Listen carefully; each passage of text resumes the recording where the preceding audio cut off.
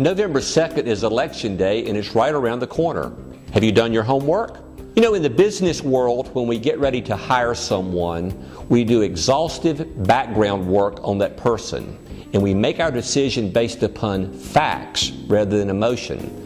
But I find it interesting that when these same business people go to the polls, they sometimes make their voting choice on emotion rather than on facts. What I mean by this is, do you know how the candidates are going to vote on the issues that are important to you, to your family, to your community, and to the business in which you work? In North and South Carolina, we have some very important elections coming up on November 2nd. People are running for U.S. Senate and for the House of Representatives.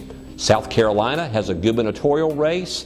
And then, of course, there are a lot of local elections at the city and county level that you need to be aware of.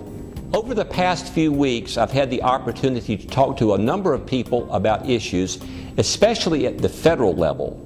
Let me tell you about some of my conversations.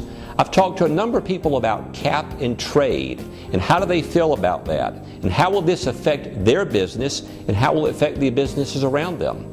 Quite honestly, I've gotten a lot of blank stares. No one knows about cap and trade, and they certainly don't know how the politicians will vote on cap and trade.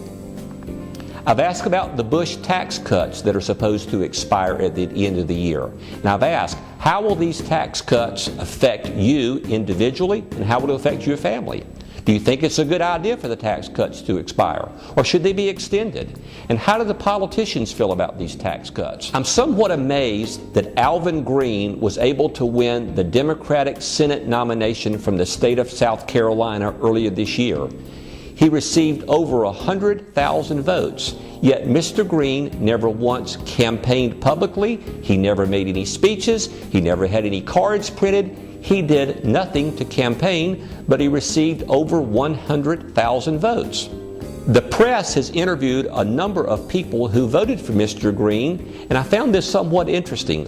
A lot of the people said, I voted for him because his name was first on the ballot, or I voted for him because I like his name. Alvin Green has a good ring to it.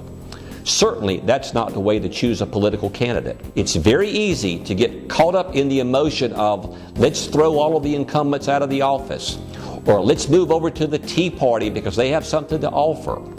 There are a number of good candidates who are currently in office. There are a number of good candidates who are running for office.